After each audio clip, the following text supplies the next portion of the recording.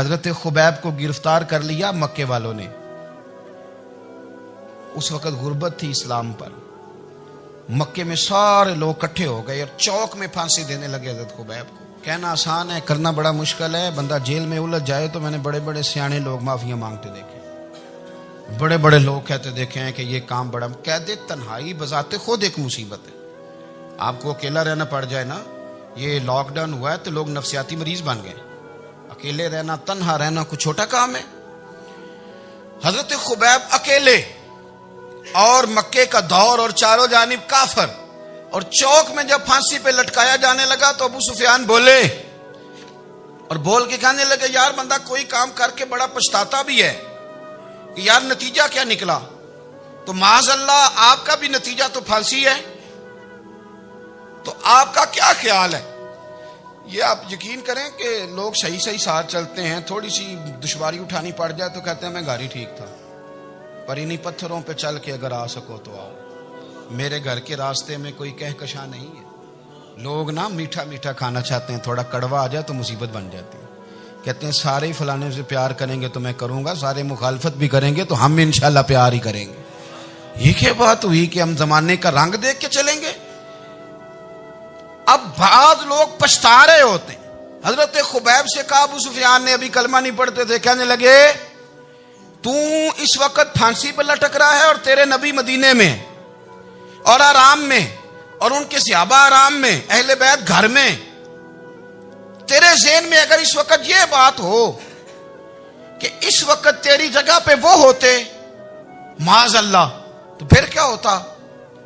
مجمع غیروں کا، علاقہ غیروں کا. یہ ٹائم آیا تھا اب نعرہ رسالت لگانے کا. اب ٹائم آیا حضرت خبیب نے نعرہ رسالت لگانا ہے، پر لگانا کس طرح ہے کہ کافر یاد رکھیں. حضرت خبیب سے کہنے لگے اگر تیری جگہ حضور ہوتے تو پھر تیرا کیا خیال ہے معاذ اللہ؟ تو حضرت خبیب کہنے لگے تم ابھی بھی نہیں سمجھے. ٹھیک ہے میں مکے میں اکیلا ہوں، سارے لوگ مدینے میں ہیں، پر میں پچھتا نہیں رہا، میں تو فخر کر رہا ہوں. میں فخر کر رہا ہوں اس لیے کہ چوری کر کے جان نہیں دے رہا، مدینے والے کی عزت پہ جان دے رہا ہوں. میں فخر کر رہا ہوں. فرمایا سن، تو کہتا ہے تیری جگہ حضور ہوتے اور تم انہیں یہاں معاذ اللہ پھانسی پہ لٹکاتے. فرمایا سن، میں تو یہ بھی پسند نہیں کرتا کہ میں گھر میں بیٹھا ہوں اور میرے نبی کو ہلکا سا کانٹا بھی چبھ جائے. ہمارا اپنے نبی سے محبت کا رشتہ ہے، ایک کانٹا بھی حضور کے قدم مبارک میں چبھے ہمیں برداشت.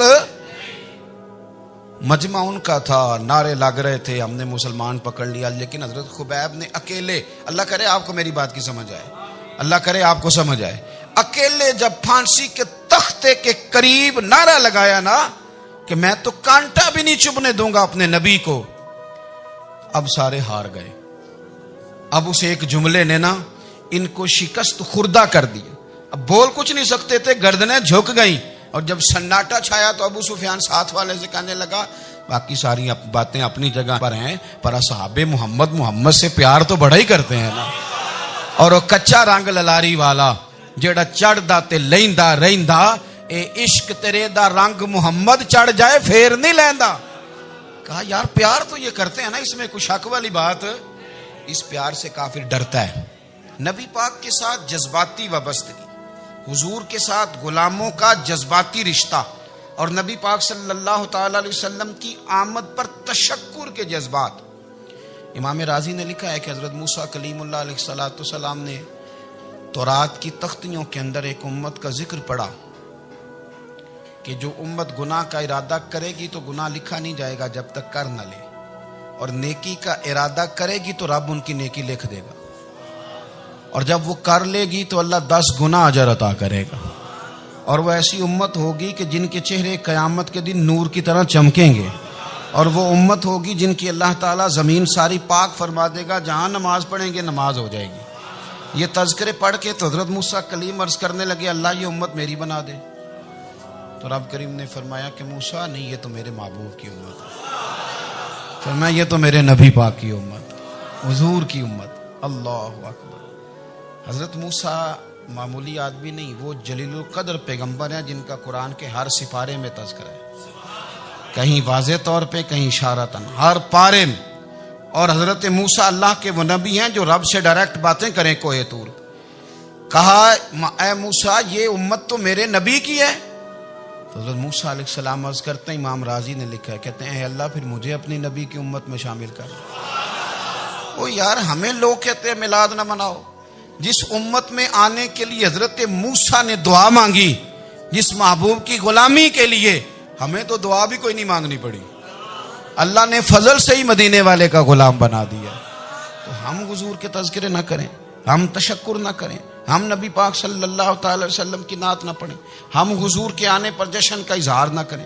ہر وہ جائز طریقہ جس سے اظہار خوشی ہو سکے وہ میلاد پہ کرنا چاہیے، اور اس کے لیے اسباب بنانے چاہیے۔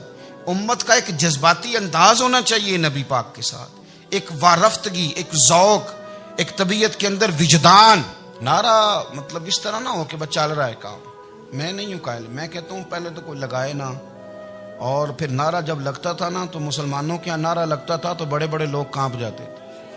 صوفیاء نے لکھا ہے کہ حضرت عمر نے جب کلمہ پڑھا نا تو 39 بندے کلمہ پڑھتے تھے، تو نبی پاک نے رات کو دعا مانگی، اے اللہ عمر کو مسلمان کر کے اسلام کو عزت دے۔ حضرت عمر سویرے آ گئے، میں وہ تفصیل میں نہیں جاتا، بات لمبی۔ حضرت عمر جب آئے نا اور انہوں نے آتے جب کہا نا کہ میں کلمہ پڑھنے آیا ہوں، تو حضور اتنے راضی ہوئے کہ نبی پاک نے کہا اللہ اکبر، تو صحابہ نے نعرے لگائے اللہ اکبر اللہ اکبر، یعنی 40 لوگ مسلمان ہوئے تو نعرے لگے۔ ہمارے صوفیاء کہتے ہیں حضرت عمر کے آنے پر جب نعرے لگے تو بتاؤ کہ وہ تو نعرہ تکبیر لگا، نعرہ رسالت کیوں نہیں لگا؟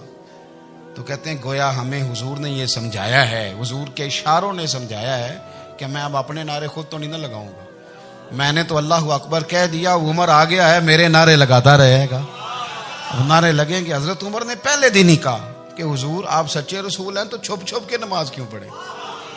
شروع ہو گئے نعرے، حضور آپ سچے ہیں تو چھپ چھپ کے نماز کا کیا معنی ہو؟ تو حضور نے فرمایا تیرا کیا ارادہ؟ عرض کی حضور سارے نہیں، ایک میں، ایک امیر حمزہ، ایک لائن کے آگے وہ لگ جائے، ایک کے آگے میں لگ جاؤں، اور باقی مسلمان جتنے ہیں کل 40 تھے، پیچھے 18 19 بچیں گے، تو ایک لائن میں وہ ہو جائیں، ایک میں آگے، ایک میں امیر حمزہ ہو، ایک میں ہوں، تو دیکھ لیتے ہیں یہ ہمیں نماز کیسے نہیں پڑھنے دیتے۔ ہاں دیکھ لیتے ہیں، آئے نا میدان میں، ادھر آ ستمگر ہنر آزمائیں تو تیر آزما ہم جگر آزمائیں، اور غلامان محمد جان دینے سے نہیں ڈرتے، یہ سر کٹ جائے یہاں رہ جائے کچھ پرواہ نہیں کرتے۔ فرمایا بھی پتہ چل جاتا ہے نا، ایک لائن میں حضرت امیر حمزہ ہو گئے، ایک میں حضرت عمر ہو گئے۔ پہلے یہ مارتے تھے جو حرم شریف میں مسلمانوں کے طریقے پہ نماز پڑھتا تھا، یہ جلوسوں کی بڑی برکت ہے، اندر بیٹھے رہے نا چپ کر کے، نکل جائیں تو پتہ کچھ بھی نہیں چلتا۔ جب نکلتے ہیں نا لوگ کہتے ہیں جلوس کیا معنی ہے، تو میں بتاتا ہوں نا جلوس کا معنی کیا ہے۔ حضرت عمر نے باہر نکلے 2 لائنوں کا جلوس، لمبا بھی کوئی نہیں، بندے بھی 40، اور جناب فاروق اعظم باہر نکلے تو عمر کا نعرہ، عمر کا، حضرت عمر نے یوں کر کے آستینیں بازو کی چڑھا لی، اور اپنے گلے میں جو ان کے رومال تھا نا اس کو یوں سینے پہ باندھا، اور اس ہاتھ میں تلوار تھی تو یوں کر کے باہر لہرائی، کہنے لگے او مکے کے کافرو ادھر آؤ میرے سامنے، جس نے اپنی بیوی بیوہ کرانی ہو، جس نے بچے یتیم کرانے ہوں، وہ آئے میدان میں، مصطفیٰ کے غلام آج سڑکوں پہ نکل آئے میدان میں ہمارے سامنے ہمارا مقابلہ کرے، آئے نا میدان میں، ہم نکلے ہیں، اب ہم یہاں کعبے میں اعلانیہ نماز پڑھیں گے، ہم پڑھیں گے، طاقت ہے تو آؤ نا ہمارا مقابلہ کرو، آؤ۔ کفر بذات خود بہت بڑا جھوٹ ہے، اور جھوٹ کے پیر بس 2 بندے نکلے تلواریں لے کے آگے، تو پھر حضرت عمر نے اعلانیہ نماز پڑھوائی خانہ کعبہ۔ تو میرے بھائی رسول اللہ صلی اللہ علیہ وسلم کے غلام تو جب نعرہ لگاتے تھے تو ہو ہی کمال جاتا تھا۔ پھر بریلی کے امام بولے، کہنے لگے پیش حق مجدہ شفاعت کا سناتے جائیں۔ حضور قیامت کے دن آگے نا ہمارے آگے خوشخبری دیں گے، کہیں گے تم فکر نہ کرو، آ جاؤ میں تمہیں بخشواتا ہوں، میں تمہاری سفارش، آ جاؤ پیچھے۔ حضور نہ پیش حق مجدہ شفاعت کا سناتے جائیں گے۔ یقین کریں بریلی کے امام کو بھی بڑا ہی رنگ آتا ہے بیان کرنے کا، کہنے لگے آپ روتے جائیں گے، اللہ کو منانا ہے نا حضور نے، کہتے ہیں پیش حق مجدہ شفاعت کا سناتے جائیں گے، آپ روتے جائیں گے پر ہم کو ہنساتے جائیں گے، باغ جنت میں محمد مسکراتے جائیں گے، پھول رحمت کے گریں گے ہم اٹھاتے جائیں گے، اور حشر میں ہوگا ہمارا داخلہ اس شان سے ہم یا رسول اللہ کا نعرہ لگاتے جائیں۔ ہم یا رسول اللہ کا نعرہ. امام راضی کہتے ہیں حضور نے ایک رکا پکڑا چھوٹا سا, ایک بندے کو لوگ دوزخ میں لے کے جا رہے ہیں. اچھا مجھے ایک بات بتاؤ, فیصلہ پہلے ہو گیا ہے, اللہ کے سامنے ہوا ہے, اور فیصلہ ہو گیا اور طے ہو گیا کہ دوزخ میں جانا ہے. وہ قریب پہنچ گئے دوزخ کے, تو حضور نے دیکھ لیا, اور بتایا کس نے؟ حضرت آدم نے. حضرت آدم کہنے لگے حضور وہ آپ کے غلام کو دوزخ میں لے جا رہے ہیں. نبی پاک آگے گئے, کیا پڑھتے ہیں ہمارے بھائی؟ حضور نے مجھے ان سے چھڑا کے چھوڑ دیا. نبی پاک صلی اللہ علیہ وسلم آگے گئے, فرمایا ادھر آؤ, کہاں لے کے جا رہے ہو؟ اللہ کے سامنے فیصلہ ہوا ہے نا, فرشتوں نے کیا ہے نا. فرشتے کو کسی سے بددیانتی تو نہیں نہ کرتے, فرشتوں نے جو کیا ٹھیک کیا ہے نا. کیوں لے کے جا رہے ہو؟ سونیا گناہ زیادہ ہیں, نیکیاں تھوڑی ہیں. فرمایا میرے سامنے تو لو. کسی فرشتے نے نہیں کہا کہ سونے ہم معاذ اللہ ہم کو بے ایمان ہے, ہماری کوئی سے زد چل ساڈا کو بننا سان جائے دے نال.